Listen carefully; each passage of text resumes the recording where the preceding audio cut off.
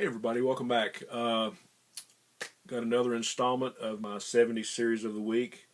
Now I know for those of you that have been watching these videos, I've not been putting up a 70s series video of the week every week because of family and other things going on. But let's just say that you are watching this video in the week that I am posting it, so we'll still call it the 70s series of the week. All right. This is a series that I loved when I was a kid. Another one of those short-lived deals. But, I was a real big fan of the team books, like Justice League and All-Star Comics with the Justice Society and Superboy and the Legion, Metal Man, Teen Titans. And this is kind of before I got into Marvel, but I actually had read some Fantastic Four because I've got one of those, and I believe I still have it, one of those little pocket paperbacks that like reprinted the first 6 issues of the Fantastic Four, and I might have even read a couple of Avengers books then. But I was always a big fan of the team books, and this certainly qualifies because this has got a big number of characters in it. The series I'm talking about is Secret Society of Supervillains. I don't know what the reason. I guess they thought the villains should have their own book. And I know Marvel had like a supervillain team up, and I think it was mostly Doctor Doom and Submariner maybe. But this was a fun little series. I mean, I don't think it took itself too seriously. And in all honesty, a lot of times this book was a mess. I mean, you would have plots and subplots, and then like a couple issues later, I mean, they would be forgotten, or you would wonder, well, what happened here and why did this start, or. But all in all, it was a fun little series, and there were some good moments in it. There were some good moments as far as the art, writing. There was a few good moments. But as when you're an 11, 12-year-old kid and you're into comics and you've got 10 or 15 characters in a big bash 'em up fight every issue. I mean, you don't care how much story there is. You do after a while, but basically, I think there's like 8 or 10 villains that they're like summoned, I guess, to a place called the Citadel Sinister by some mysterious figure, and they get attacked by the JLA, and basically it's robots. I'll just kind of give you a rundown of the villains. They're in this first issue, and it was kind of like a rotating. You might have a couple, leave for a couple issues, and a couple new guys came in, and sort of like a rotating stable of characters. But in this first one, you got Captain Cold, Star Sapphire, Gorilla Grodd, Mirror Master, Sinestro, Captain Boomerang, the Wizard.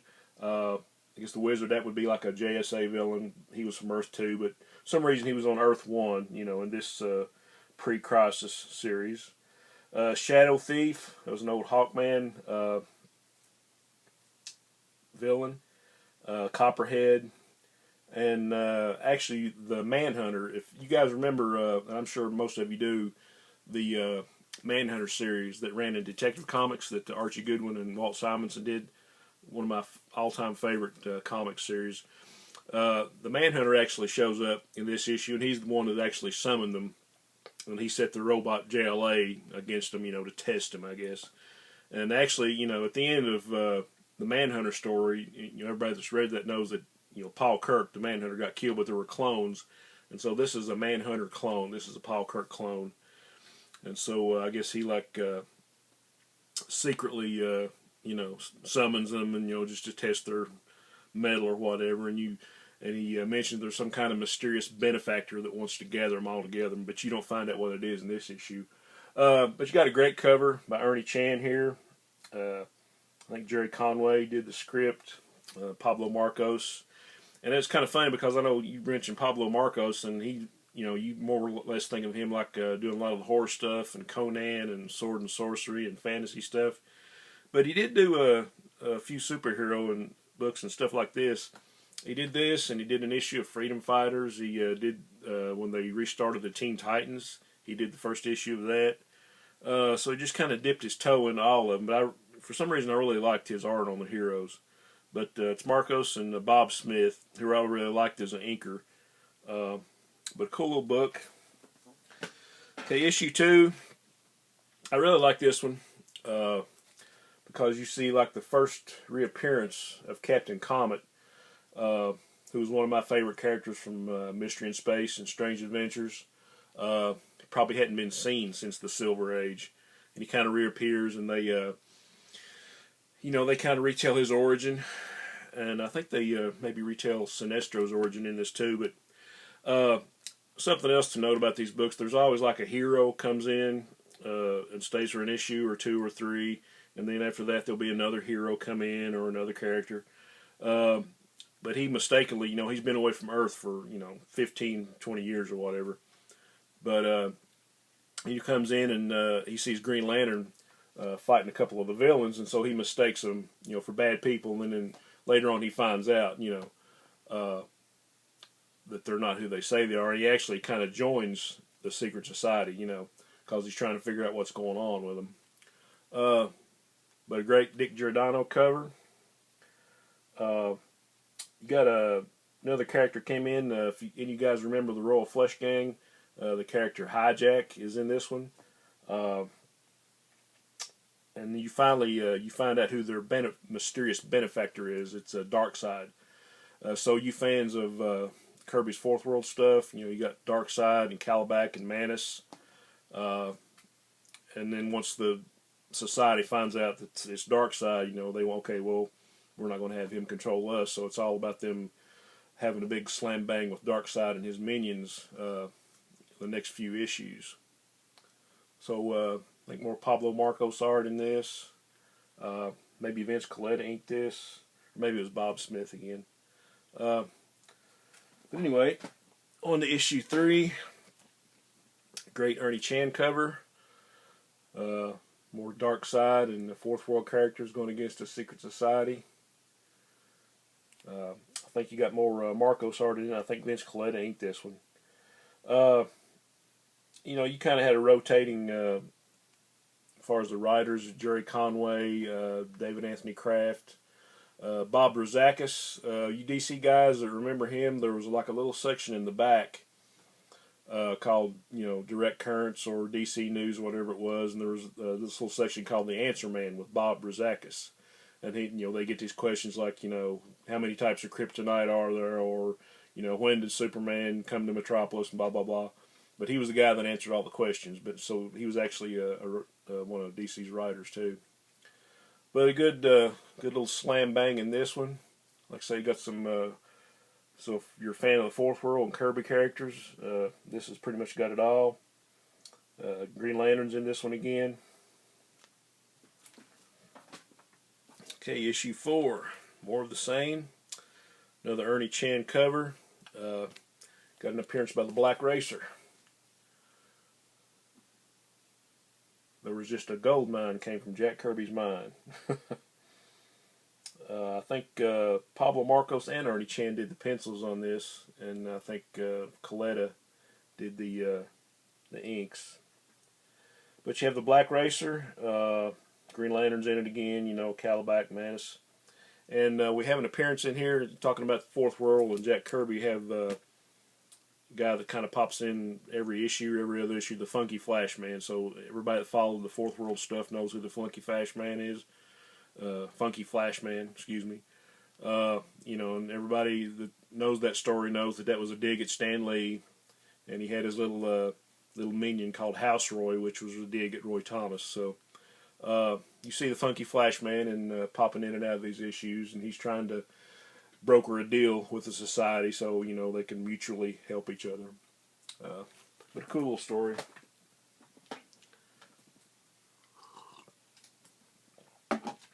Okay, issue number 5. Another Ernie Chan cover. I think Vince Coletta on inks. I think Green Lantern is still in this story. Hawkman is like one of the main characters, and there's actually like an appearance by the whole JLA, when they help mop the whole deal up. But a good little story. And this one, actually the Manhunter, I think he sacrifices himself, and blows himself up, and supposedly sends himself and Darkseid into oblivion Well, you know how things are with Darkseid. You know, he never gone for long, but supposedly in this issue he makes the ultimate sacrifice, and no more Manhunter. And in this issue, I think actually,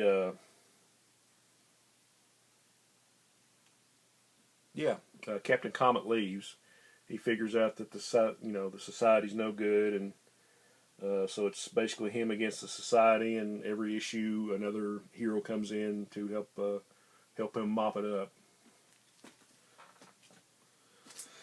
Okay, issue 6 got a cover by Rich Buckler and Vince Coletta. Now this one starts a nice little run of artwork. I think Rich Buckler does about 3 issues. I can't remember who did the inks on these. Probably, I think it was Bob Layton might have did the inks. But this, you see Black Canary comes in this issue, and you have a story called The Captain's Cataclysmic. You have Captain Stingery. So you guys that followed Batman back in the 70s, this is one of Batman's villains. And of course you had Captain Boomerang, Captain Cold. Good little story.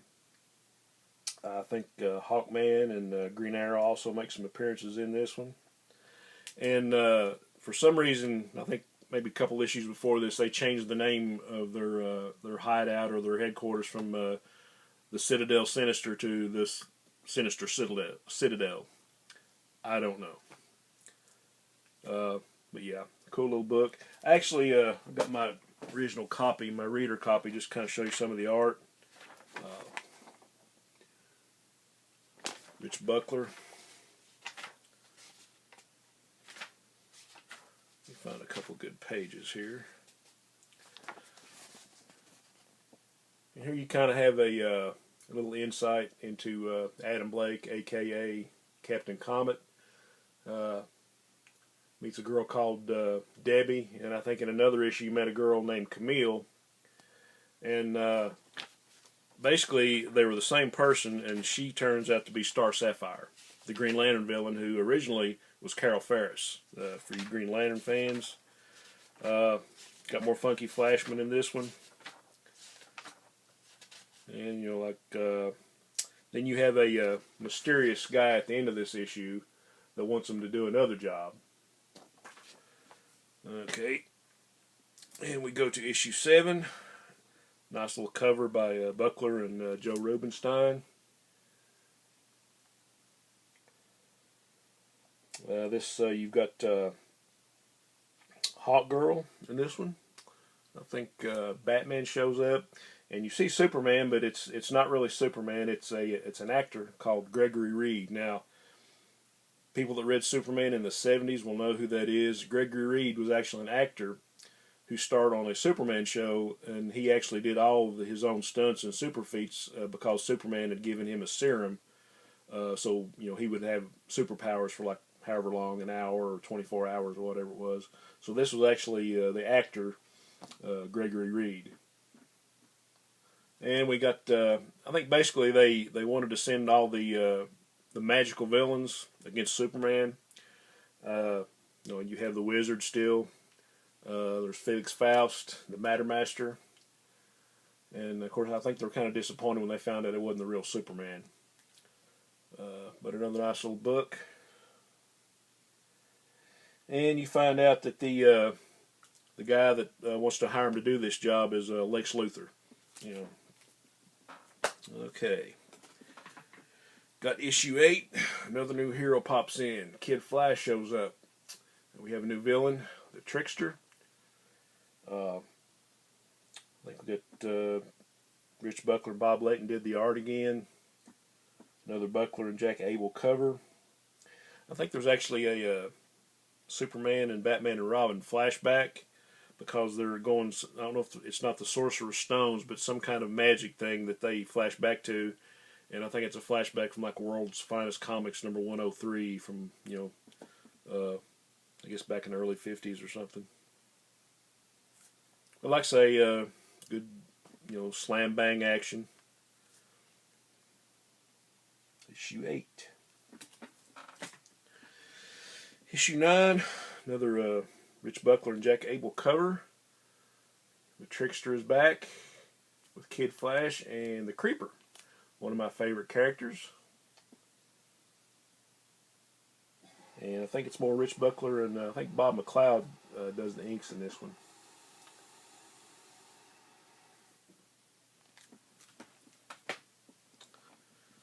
Okay. Okay, issue 10. Now, a lot going on in this one. Of course, Captain Comet is back, and he's in the middle of it all. You got the Creeper back, and you have some new villains. The Angleman, which is an old Wonder Woman villain. Bizarro, Poison Ivy. I think the Atom makes an appearance in this. Yeah, because the Atom's then girlfriend, Jean Loring, gets kidnapped by Star Sapphire. And this story goes off into the Super Team Family title. If you guys remember that one from the 70s, it'd be like just like some odd heroes teaming up, and like the Atom was on this quest to find out who, kidnapped his girlfriend and caused her to lose her mind. So, like for 3 issues, I think it was like Super Team Family 11 through 14. That was like the Atom's quest to find his girlfriend, but it kind of veers off into that. And there's another book that a story kind of happens between this issue and issue 11, DC Special Series number 6. And if anybody that collects that knows it's an oddball title. Different, the numbering is funky, and you really can't tell what the numbering is until you read the indicia on the bottom of it. But it featured like different characters or different teams, and number 6 featured the Secret Society trying to beat the JLA. And that story was actually between this issue and the next issue of SSOSV. And I think it was it led into, for you guys that read Identity Crisis a few years ago, really the story that was like the prologue for that was like Justice League 160, I think 166 through 168. And so if you want to follow all that, start here, go to Super Team Family 11 through 14 and read that, and DC Special Series number 6 featuring the Secret Society. So lots going on. I think Dick Ayers and Jack Abel did the art in this one. I think Aquaman makes a cameo. So a lot going on. Okay, issue 11. As far as the art, this kind of was like my favorite. The last 4 issues, or last 5 issues, I guess, had Mike Vosberg doing the pencils. And I've always been a big Mike Vosberg fan. I mean, he did a lot of black and white work, and I always loved the artwork he did on the first She-Hulk series in the 70s. That was, I'm trying to get all those appearances, or all those issues that he did the artwork. So I'm a big Mike Vosberg fan. I think this cover was pencils and inks by Rich Buckler. And actually the Wizard changed his costume in this one. So he went from like the top hat thing to like the hood and the whole, spandex deal. But I'm thinking in this one, the Floronic Man shows up, Jason Woodrue, and fans of Swamp Thing and Alan Moore and Rick Veitch's run will recognize the Floronic Man. He was actually a an evil scientist. He turned himself into like a walking tree or whatever. But I think he made some appearances in Swamp Thing in the mid to late 80s. So, good little issue there. I think Joe Orlando inked Mike Vosberg in this one. Okay, issue 12. You kind of see they kind of scale it back in this one, and the lineup, you only have like maybe 5 villains. It's like the core villains, and it's the same ones that show up in the Justice League story 166 through 168. So you have the Wizard and Blockbuster, the old Batman villain. The Reverse Flash, Professor Zoom, Star Sapphire, and Floronic Man are like the basic 5 villains that are in the team, and it's basically them versus Captain Comet. Hope I've not been calling him Captain Atom. Uh, who knows? But anyway, another great little issue. I think Batman and Robin actually make an appearance in this one. I think Bob McLeod does the inks, so it's basically another beat 'em up with these characters. And probably my all-time favorite storyline, the last 3 issues, featuring the Crime Syndicate of Earth 3. Of course, anybody knows, they've heard of the Crime Syndicate. It's like on the antimatter Earth, I guess they put it, where villains are the norm and the heroes are very few. But I think something kind of happens in a fight, and the Crime Syndicate really hadn't been seen since Justice League number 30, I think, back in the mid '60s. Because there was like a JLA JSA team up in JLA 29 and 30, and at the end of that story, they were imprisoned in this, I guess, a bubble Green Lantern had made, and they were like put out into space or in some interdimensional rift. And something, I guess, a battle between Captain Comet and the Society. Not all of them got free, but just Power Ring and Superwoman and Johnny Quick got free. And I guess Ultraman and Owlman were, they didn't wake up. I don't know. They never explained that. Like I say, lots of stuff is left hanging. But a cool little story. More great Mike Vosberg and Bob Smith art. I really love this title. And of course, by the time you start loving the title back in the '70s, that's when they would cancel it. So it was just starting to get good. Something kind of funny, the JLA had the JLA satellite, and the Secret Society had the Sinister Citadel, and the Crime Syndicate, I believe their place, they called it the Eyrie of Evil, was their headquarters. So a little fun fact. And I think this is for trivia fans, for Kubert fans. I think Adam Kubert actually did the lettering in this one. So I think he was just breaking into the comic business. So Adam Kubert did the lettering on the inside. Okay. Issue 14. Another cover by Buckler and Abel.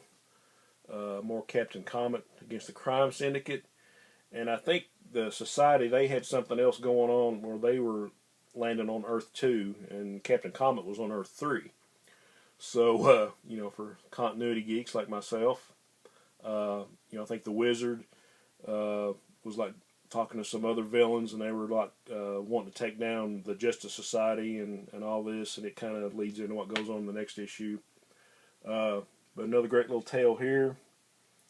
And actually, you get to see an appearance. I think it's the first appearance by the Earth 3 Lois Lane.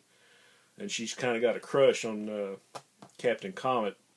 And I think this is probably before the Lex Luthor of that world, the only good guy, came into being or whatever. But, yeah, nice little, she's kind of like, well, so the idea of a superhero just turned her on.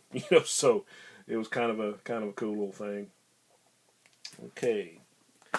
Issue 15. Another really good cover here. Rich Buckler and Dick Giordano.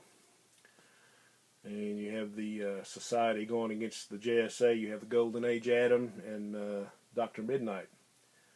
And like I say, this, once it starts getting good, that's when they would cancel it. It seemed like a lot of these books just ran 15 issues. I think this ran 15. Freedom Fighters ran 15. I think maybe the Metal Man ran 15 issues when they restarted it. Just a lot of stuff in the '70s didn't last long. I think Marvel and DC were really fighting for shelf space. And this is one of the books that got canceled in the DC implosion. But another cool story. You have some villains that pop up in this one. I think there's a villain called Seismatic and Quakemaster. I think Killer Moth shows up in this one, an old Batman villain. And the Silver Ghost makes an appearance, which if anybody watched my Freedom Fighters video, he was like the Freedom Fighters' first villain on Earth 1. So he's going to be working with the secret society. But at the end of this issue, you know, after they capture the Atom and Dr. Midnight, that's it. I mean, and it's supposed to be a big mashup where the JSA and the Freedom Fighters are going against the Secret Society of Supervillains, and that book never gets published. I mean, the story got reprinted in really bad black and white. There was like 2 volumes of the Secret Society of Supervillains, and I think in the second volume they reprinted those Xerox, you know, pages of art, and a lot of times they didn't really ink it, and it's hard to figure out, so they just kind of leave you lurking there. But I think they kind of summarized a little bit of what happened in the aforementioned JLA 166 through 168. So they kind of leave you hanging, but you know, I really love this series. I kind of wish they would bring it back, like in a, you know, maybe a similar incarnation. I don't know, but I really liked it. Got some great art in these last few issues by Mike Vosberg. So that's it. So the fun little title. Doesn't take itself too seriously. I don't think there were many comics in the 70s that did, but I really enjoyed it. And you can get these things cheap. And like I say, they've got the 2 volumes. I think I'm not sure if they did 2 hardbacks. I think they did like a hardback and a trade, reprinting all 15 of those issues, and the 2 unpublished issues that's just got the black and white art. But anyway, for you guys that have sat through all 26 minutes and close to 27 of this, I appreciate you. Hope you've enjoyed it, like I said. And I'll be back with another series real soon. So guys, thank you, and onward and upward.